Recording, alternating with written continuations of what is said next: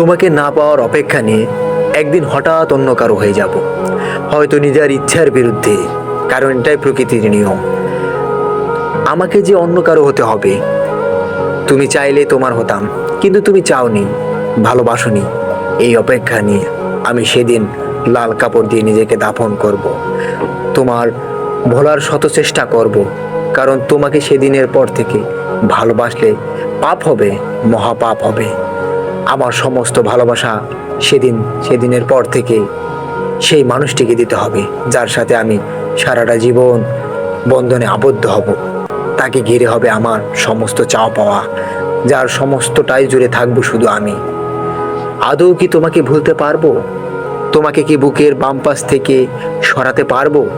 কারণ আমি যে তোমাকে ভালোবাসি, কথাটা মৃত্যুর মতোই সত্য। চন্দ্র সূর্য মৃত্যু যেমন সত্যি, তোমার প্রতি আমার ভালোবাসা, আবেগ, মায়া ঠিক তেমনই সত্যি। প্রিয়, ভালো থেকো।